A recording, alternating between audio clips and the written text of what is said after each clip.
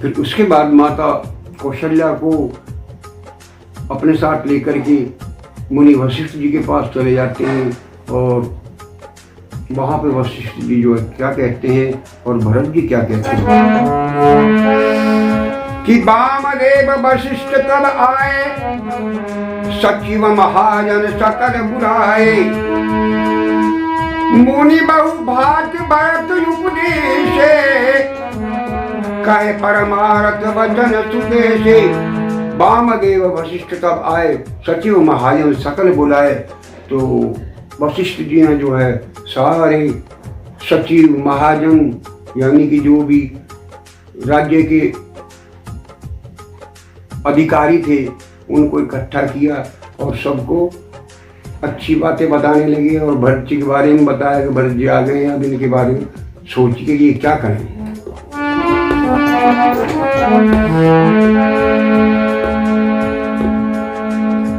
तो उसके बाद महाराज दशरथ के दाह संस्कार के लिए तैयारी करने लगते हैं। जैसा कि सभी महाजन वगैरह ने, सब सचिव वगैरह ने कहा, भरत जी ने कहा, तो महाराज दशरथ के दाह संस्कार की तैयारी करने लगते हैं। इंद्रपतन वेद विदित अहनावा, परम विचित्र विमान बनावा, गई पद भरत मात सबरा की, रही रान दर्शन अभिलाषी। नृपतन वेद विदित अहनावा, परम विचित्र विमान बनावा, और परम विचित्र विमान बना करके उसमें महाराज के पार्थिव शरीर को रख करके और जब जैसी चलने लगे तो सारी माताएं कहने लगी कि हम भी महाराज के साथ जो है ना वो सती होना चाहती हैं। इस बात को सुनकर के वशिष्ठ जी ने, भरत जी ने उनको बहुत समझा कि नहीं माता, आपको मैं ऐसा नहीं करने दूंगा और मैं आपको अपने पास रखूंगा। प्रजा भी जो है इसी बात में खुश है। चंदन अगर भार बहुआए, अमित अनेक सुगंध सुहाए, सरजू तीर रुच चिता बनाई, जन सुरपुर सोपान सुहाई। और सरयू नदी के तीर किनारे पर माँ ले जा करके और महाराज दशरथ का दाह संस्कार करके और सभी जो है ना वापस नगर में आ जाते हैं। बैठे राज सभा सब जाई, बैठे बोल भरत भाई, भरत वशिष्ठ निकट बैठा रे, नीति धर्म में वचन उचारे। और महाराज वशिष्ठ ने बैठे राजसभा सब जाई, पठे बोल भरत दो भाई, और भरत वशिष्ठ निकट बैठा रे, नीति धर्म में वचन उचारे। और धर्म पूर्वक नीति पूर्वक जो सारी बातें महाराज वशिष्ठ जो है मुनि वशिष्ठ जी भरत जी को समझाने लगे। कहत राम गुणशील सुभाऊ, सजल नयन पुल के मुनि राऊ। और महाराज दशरथ के बारे में, रामचंद्र जी के बारे में बातें बताते बताते, कहते हुए, कथन करते हुए सजल नयन पुल के मुनि राऊ, और उनकी आंखों में भी अश्रु भरी है।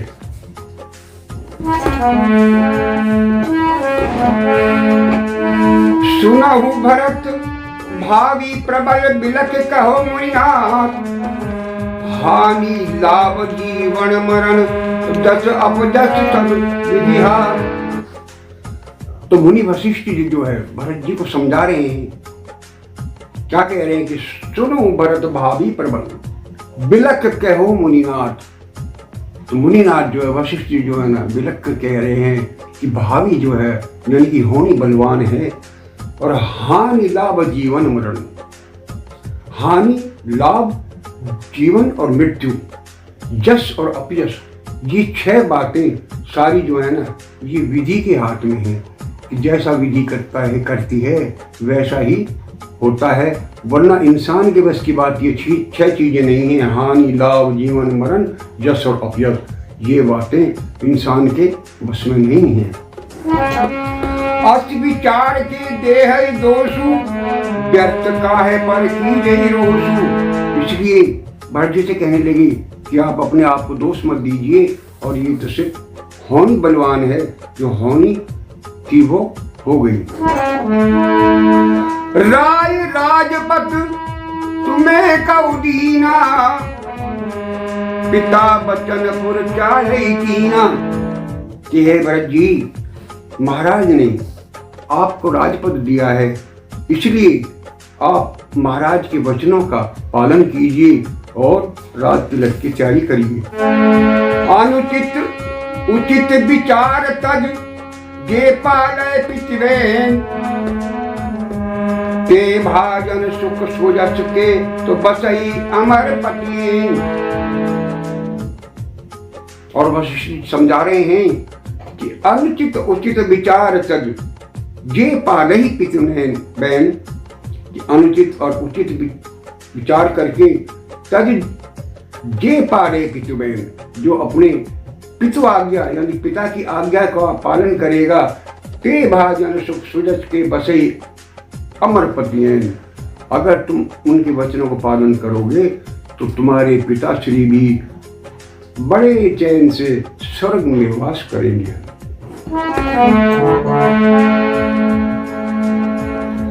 अवश्य नरेश वजनपुर कहूँ, पालहु प्रजा शोक परिहरहु। और महाराज के कथन अनुसार अवश्य नरेश वचनपुर कहूँ कि आप राजा बन करके पालहु प्रजा शोक परिहरहु, और प्रजा का जो है वो पालन करिए, उनका शोक निवारण करिए। तो इस प्रकार महाराज वशिष्ठ ने, मुनि वशिष्ठ ने जो है भरत जी को समझाया कि आप राज तिलक की तैयारी कराइए और अपना राजकाज संभालिए, क्योंकि महाराज की यही इच्छा थी। इन बातों को सुनकर के भरत जी ने जो है बहुत ही पछतावा किया और बहुत सोच विचार करने लगे और कहने लगे लक्ष्मण जी के बारे में कि जीवन लाहु लखन भल पावा, सब तज राम चरण मन लावा। कि मुझसे तो हे मुनिदेव आप मुझे समझा रहे हैं, लेकिन मुझसे अच्छे तो लक्ष्मण जी हैं। जीवन लाहु लखन भल पावा, और उन्होंने जीवन की जो सारी भलाई लूट ली। सब तज राम चरण मन लावा, उन्होंने सब कुछ त्याग करके रामचंद्र जी के चरणों में अपना मन लगा दिया, लेकिन मैं कुछ भी प्राप्त नहीं कर सकता।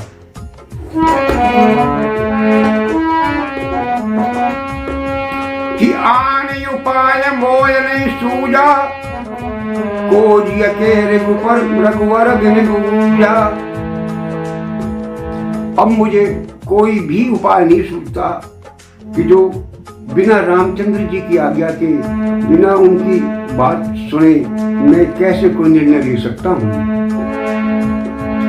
यद्यपि मैं अनभल अपराधी, बेमोह कारण सकल उपाधि। यद्यपि मैं अनभल अपराधी, यद्यपि मैं निरपराध हूँ, मेरा इसमें कोई दोष नहीं है, लेकिन फिर भी बेमोह कारण सकल उपाधि, लेकिन फिर भी लोग तो मेरे बारे में ही यही सोचेंगे कि शायद इसने कुछ किया होगा। शील सकच्छ सुट सरल स्वभाव, कृपा सने सदन रघुराऊ। यद्यपि जन्म कुपात के मैं सट सदा सदो, आपन जानन क्या गही मोहि रघुवीर भरोस। तो भरत जी कह रहे हैं कि अगर मैं भगवान राम से मिलना चाहूं तो मुझे यकीन है कि वो मुझे अब भी नहीं त्यागेंगे और मुझे जो है प्रेम पूर्वक अपने अंक में भर लेंगे। और इस बात को कह करके कहने लगे, हे गुरुजी, मेरी तो इच्छा है कि मैं राज गद्दी पर ना बैठ करके भगवान राम से मिलना चाहता हूँ और उनको ये सारे कष्ट बताना चाहता हूँ। तो कहते हैं कि आन उपाय मोह नहीं सूझा, दोष के रघुवर पूजा। एक ही आंख यही मन माही, तो प्रातः काल चले हो प्रभु पाही। और मेरे तो मन में यही विचार आता है कि गुरुजी प्रातः काल जो है भगवान राम के पास जो है वहां पर चलना चाहिए। तो इस बात को सुन करके सभी कहने लगे, सभी सराहना करने लगे कि आपके ये बहुत ही उत्तम विचार हैं। अरे भरत बचन सब क्या प्रिय लागे रामा,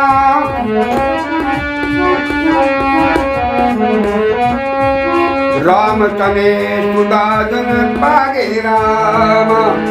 भरत वचन सब कह प्रिय लागे, राम तने सुधा जन पागे। और भरत जी के जो वचन थे सभी को बहुत प्रिय लगे, मानो कि इनको शहद में भिगो दिया गया हो। मात सचिव गुरु पूर्ण नारी, सकल स्नेह विकल भैवारी।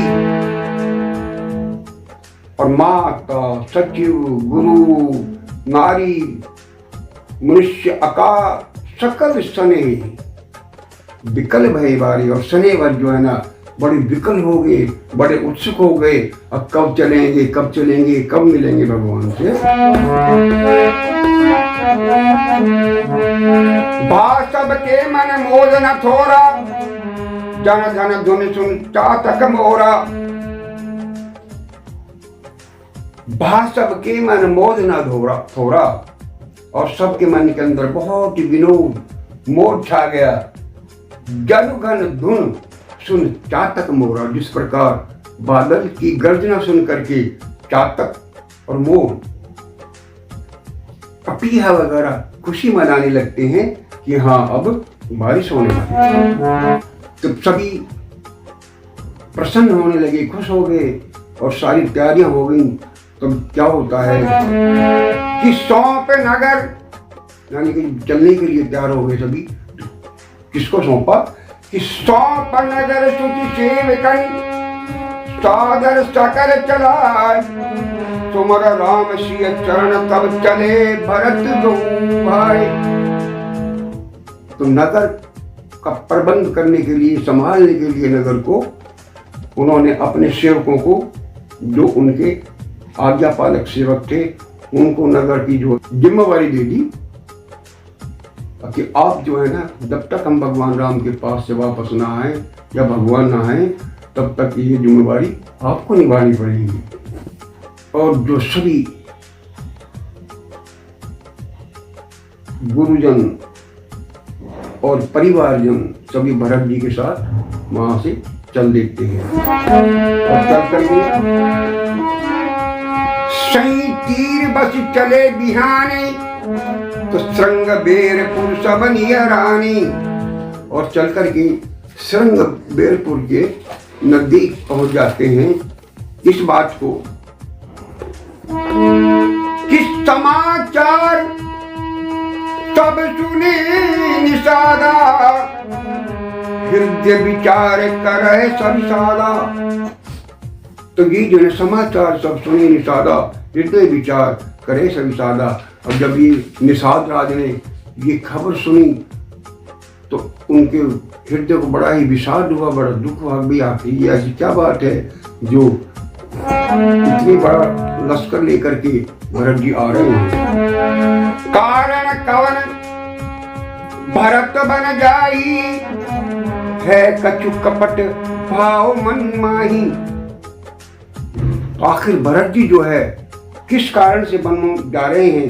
शायद कुछ न कुछ इनके मन में कोई कपट है। जानई सानुज रामई मारी, करहूं अकंटक राज सुखारी। मुझे तो ऐसा महसूस होता है कि जाने सानुज राम ही मारी, और जाकर के उनके अनुज सहित दोनों को मार दूं और करूं अकंटक राज सुखारी, और फिर सुखपूर्वक अकंटक होके राज करूं। भरत न राजनीति उन जानी, तब कलंक अब जीवन हानि। लेकिन निषाद राज को भरत जी के उड़ की बात यानी मन की बात उसके बारे में कोई पता नहीं चला। इसी दौरान जब महाराज को निषाद राज जो है वो सोच विचार कर रहे थे और भरत जी के बारे में उल जलूल बातें सोच रहे थे, तो उसी समय एक बुजुर्ग एक बूढ़ा वहां पे आता है और वो अपने सगुन विचार करके उसको बताने लगता कि बूढ़ एक कहे सगुन विचारी, भरतई मिले न हो रारी। तो कहने लगे बूढ़ एक कहे सगुन विचारी, भरतई मिले न हो रारी। भरत जी जो है यहाँ पर लड़ाई करने के लिए या किसी से जंग लड़ने के लिए नहीं आ रहे, वो तो यहाँ पर प्रेम विवल होकर के यहाँ पर आ रहे हैं। राम ही भरत मना मन जाही, सगुन कहे अस विग्रह नाही। कि मेरा सगुन कहता है कि मेरा विचार कहता है कि राम ही भरत मना मन जाही और सगुन कहे अस विग्रह नाही। और मेरा सगुन कहता है कि वो रामचंद्र जी को मनाने के लिए जा रहे हैं, उनसे युद्ध करने के लिए नहीं। लेकिन फिर भी निषाद राज जी जो है वो शंकित थे, आशंकित थे। अपने नौकर चाकरों से अपने भाई बंधुओं से क्या कहते हैं कि जय हो घाट भट समट सब लो मरम मिल जाए, बूझ मित्र और मध्य गति तस सब कर हम जाए।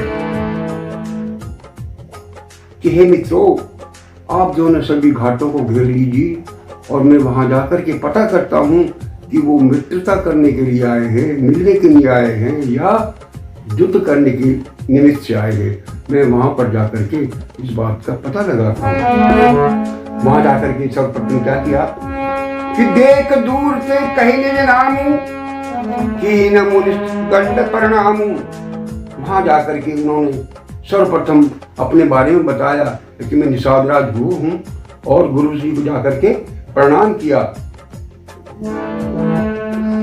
जान राम प्रिय दीन आशीषा, भरतई कहो बुझाए मुनीषा।